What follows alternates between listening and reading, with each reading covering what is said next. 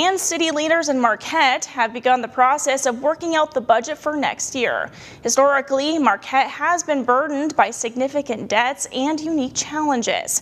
MyUP's Schyler Perkins sat down with the city manager to discuss the current state of affairs and what solutions are on the table. Another year, another budget for the city of Marquette, or at least the beginning of the formation of one. Last Thursday, commissioners and city employees met to touch base on the municipality's pocketbook and discuss options to keep everything up and running. I hope everybody's thrilled and excited about talking about budget, because I know I am.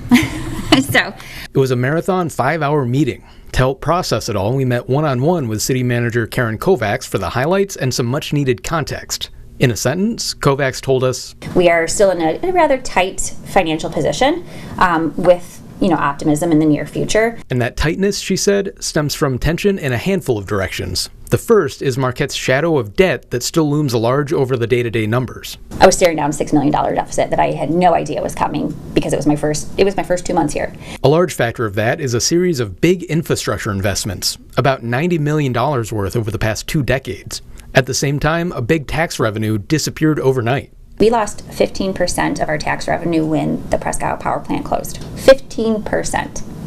That's because when the power plant closed, the property value evaporated along with it. While the city has found other ways forward, Kovacs said the city now faces a similar situation. We have a taxpayer right now that accounts for that as well, and that's the hospital. Accounts for 15% of our taxable value right now. The next highest taxpayer is Tourville Apartments, weighing in at a whopping 1% of the city's tax revenue. It's a reality that seems difficult for planners to avoid, with half of the land in the city being non-taxable. And that's halfway due to the footprint of another large local player, Northern Michigan University. It's a set of constraints that could make you wonder why planners don't consider some other way to fund the city. So yes, income tax has been tossed out there for many years. It is not necessarily on the table. But there is a compelling argument for implementing one.